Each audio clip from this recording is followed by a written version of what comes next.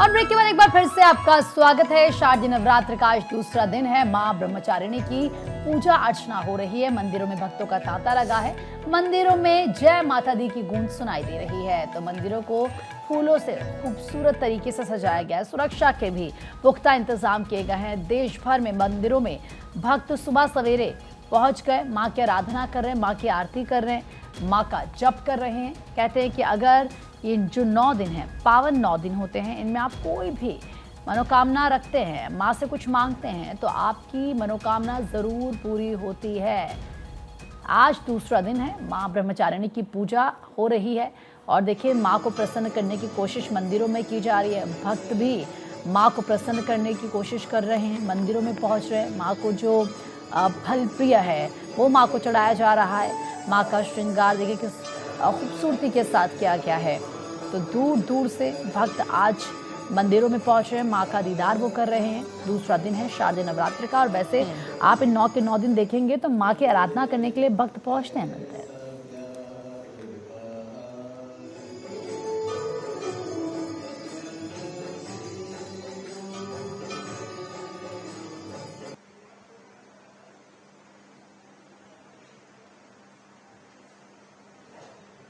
कैसे माँ ब्रह्मचारिणी को प्रसन्न किया जाए, वो मंत्र भी इस वक्त आपकी टीवी स्क्रीन पर है। तो अगर आप इस मंत्र का जाप करते हैं तो माँ ब्रह्मचारिणी का आशीर्वाद आपको मिलता है। माँ ब्रह्मचारिणी की विशेष कृपा आप पर होती है। और वैसे भी देखिए कहते हैं कि माँ तो बगैर कहे आपके सभी दुखों को समझ लेती है, आपकी सभी परेशानियों को समझ लेती है और फिर आपकी उन्हीं परेशानियों को, आपके दुखों को दूर करती है। नवरात्र का ये जो पूरा हफ्ता रहता है बहुत ही पावन रहता है, क्योंकि माँ की भक्ति में जब आप लीन रहते हैं, जब आप माँ के दरबार में पहुँचते हैं तो माँ का आशीर्वाद आपको मिलता है। और यही वजह है कि इन दिनों मंदिरों में भारी भीड़ देखने को मिल रही है। आमतौर पर भी लोग माँ के चरणों में नतमस्तक होने के लिए जाते हैं, लेकिन नवरात्र में माना जाता है कि माँ की विशेष कृपा होती है। और रांची चल लेते हैं सीधे। रांची से इस वक्त धनंजय हमारे साथ जुड़ रहे हैं। धनंजय, अभी क्या तस्वीरें सामने आ रही है? माँ ब्रह्मचारिणी की किस तरीके से पूजा की जा रही है और जो लोग वहां पर पहुंच रहे हैं, किस तरह का भक्ति भाव नजर आ रहा है वहां?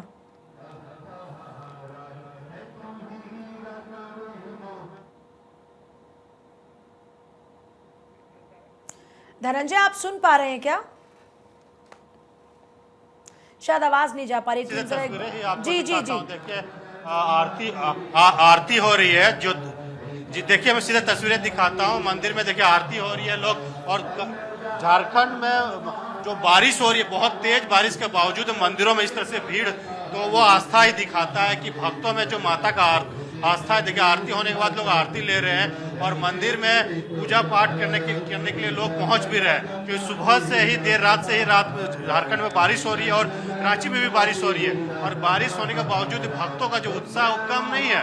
मंदिर में लगातार वो पहुंच रहे हैं, माता का दर्शन कर रहे हैं, माता से आशीष मांग रहे हैं, आशीर्वाद मांग रहे हैं। क्योंकि आज दूसरा दिन नवरात्र का ब्रह्मचारिणी की पूजा उपासना कर रहे हैं लोग। घी के दिए जला रहे हैं। कहा जाता है गुड़ के भोग चढ़ा के मिश्री या फिर चीनी चढ़ाते हैं तो माता प्रसन्न होती है। वही या लड्डू लेके लोग पहुंच भी रहे। देखिए हाथों में लोगों के दिया है, फूल है, प्रसादी लेके माता के चरणों में पहुंचे और माता से आशीष लगा रहे हैं। कहा जाता है कि जो संभव नहीं होता है वो संभव कराती है माता। क्योंकि परीक्षा जब देते हैं, कठिन समय से जब गुजरती हैं, तो थोड़ा सा पेशेंस रखना चाहिए और वो पेशेंस माता बनाती है भक्तों में। और वही चीज के लिए माता लोग भक्तों के जो दरबार में आते हैं, माता के दरबार में आते हैं, जगत जननी के दरबार में पहुंचते हैं और जगत जननी से आशीर्वाद लेने के लिए पहुंचते हैं। देखिए माता की तस्वीर हम दिखाने की कोशिश करते हैं, क्योंकि जो भीड़ है, भीड़ से आप देख पा रहे हो, क्योंकि लोग आरती हो रही है और आरती में लोग नील है। क्योंकि जिस तरह से तस्वीर आप देख पा रहे होंगे कि लोग हाथ जोड़ के माता से विनती कर रहे हैं, माँ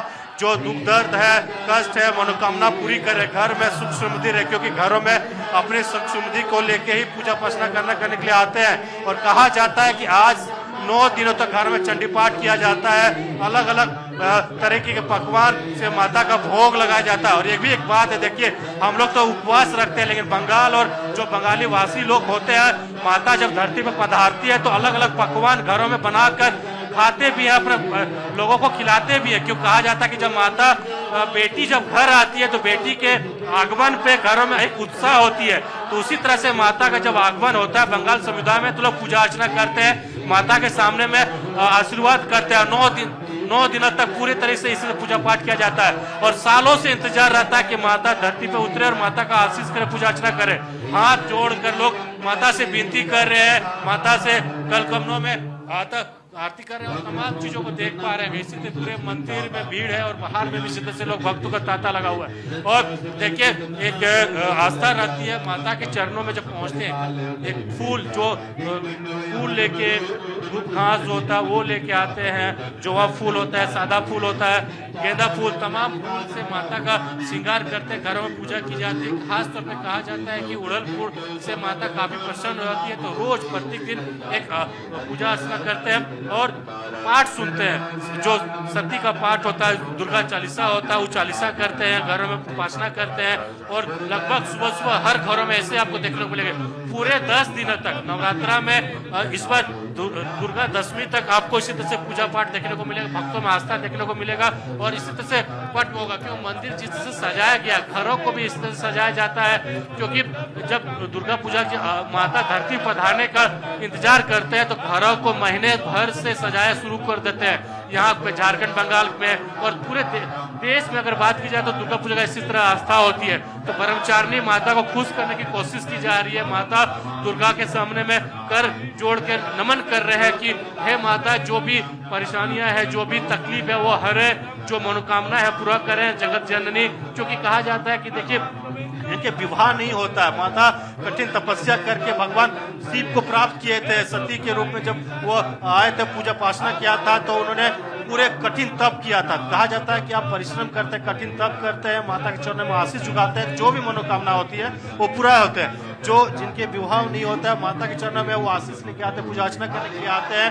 माता सुनते हैं, उनको अच्छे से वरदान भी देते हैं। तमाम चीजें आपको तस्वीरें आपको देख पा रहे होंगे। इसी तरह से लगातार लोग आशीष में डूबे हुए हैं, माता के चरणों में डूबे हुए हैं। बिल्कुल धनंजय, और इस वक्त तो वहां पर आरती भी हो रही है। माता की आरती में शामिल होने के लिए तमाम श्रद्धालु वहां पर पहुंचे हुए हैं। एक अलग रौनक हो जाती है खासतौर पर जब आरती होती है, चाहे वो सुबह की हो या फिर शाम की हो। आपके पास लौटेंगे, थानेश्वर के पास चलते हैं एक बार, क्योंकि थानेश्वर लगातार सुबह से ही मनसा देवी मंदिर में मौजूद है। थानेश्वर, एक बार आप फिर तस्वीर दिखाइएगा जरा श्रद्धालुओं की।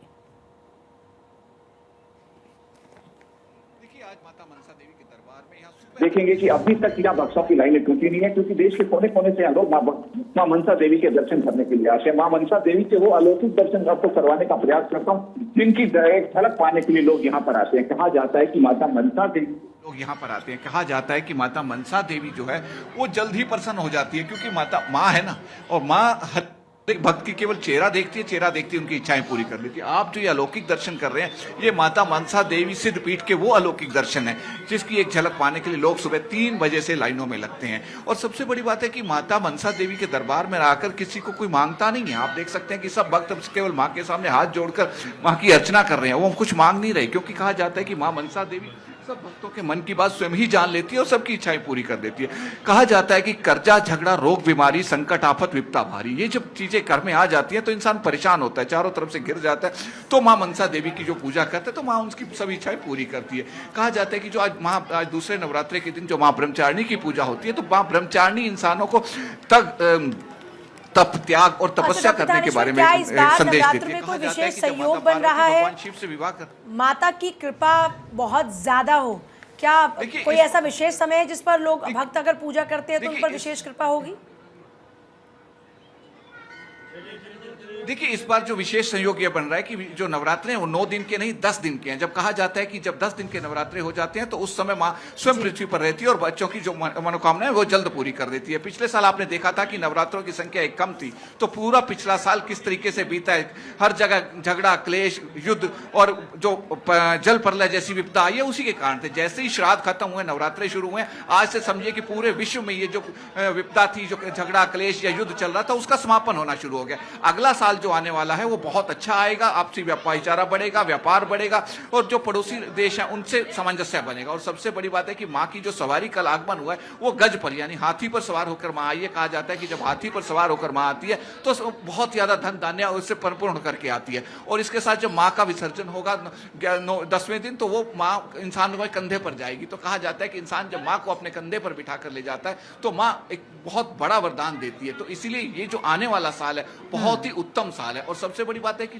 सर्दियां नवरात्रों के जो दिन होते हैं, प्रत्येक दिन एक अलग अलग तरह का योग बनता है। जैसे आज का दिन जो है खास तौर पे विवाह योग है, लड़कियों और लड़कों के लिए खास तरह का योग है। यदि किसी लड़की के या लड़के के विवाह में भयंकर अड़चन पड़ रही है, उसका विवाह नहीं हो रहा, तो वो माँ की सिंपल पूजा करे। माँ को गुड़, शहद या शक्कर, यानी वो चीज जिसमें लाल झलक पड़ती हो, उस चीज का माँ को भोग लगाए और मानसिक पूजा कर ले। जैसे यदि कोई कन्या ऑफिस में बैठकर अगर हमारी भारत 24 की बातें सुन रही है, तो वहां बैठकर भी माँ की मन से आराधना कर ले कि माँ मेरी शादी करवाओ या जो मेरी इच्छा पूरी करो, तो माँ इतने से भी उनकी इच्छाएं पूरी कर देती है। कहा जाता है कि माँ ब्रह्मचारिणी की पूजा की विधि यही है कि इसकी पूजा की कोई विधि ही नहीं है।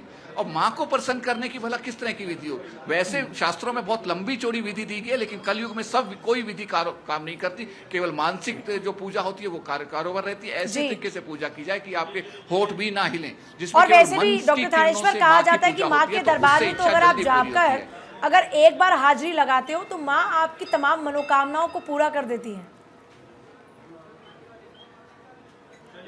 बिल्कुल ठीक कहा आपने, माँ है ना। अब जिस तरीके से बच्चा घर में आता है या कोई ऑफिस से आता है, माँ उसको देखती है तो उसको पता लग जाता है कि मेरे बेटे को भूख लगी है, क्या किस चीज की जरूरत है, इसका ऑफिस का दिन कैसा रहा। वही इसी तरीके माँ मनसा का दरबार है। माँ मनसा के दरबार में आने के बाद कुछ कहना नहीं पड़ता। माँ मनसा एक बार देखती है तो उसके बाद सभी इच्छाएं जान लेती है। माँ सारी इच्छाएं पूरी कर देती है। माँ बहुत सरल होती है। आप बस माँ को ध्यान करें, माँ की आराधना करें, माँ आपकी जितनी भी मनोकामनाएं हैं उन सबको पूरा कर देती है। डॉक्टर थानेश्वर लौटेंगे आपके पास। सीतापुर से सुनील आनंद इस वक्त हमारे सहयोगी जुड़ चुके हैं हमारे साथ।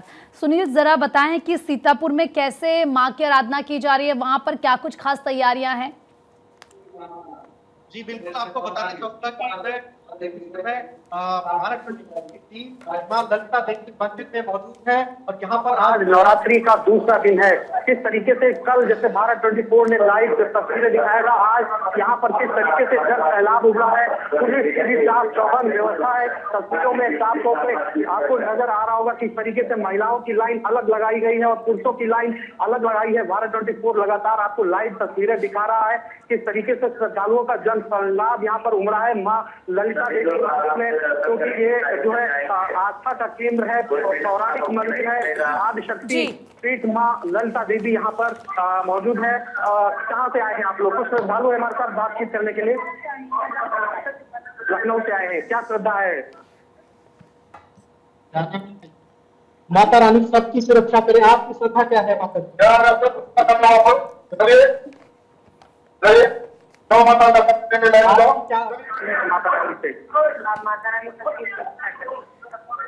माता रानी सबकी रक्षा करें, माता रानी सबकी भावनाओं को समझे, माता रानी सबको अपना आशीर्वाद दें, यही सब लोग कामना करके मंदिरों में इस वक्त पहुंच रहे हैं। आप सभी का बहुत शुक्रिया पूरी जानकारी के लिए। पलक।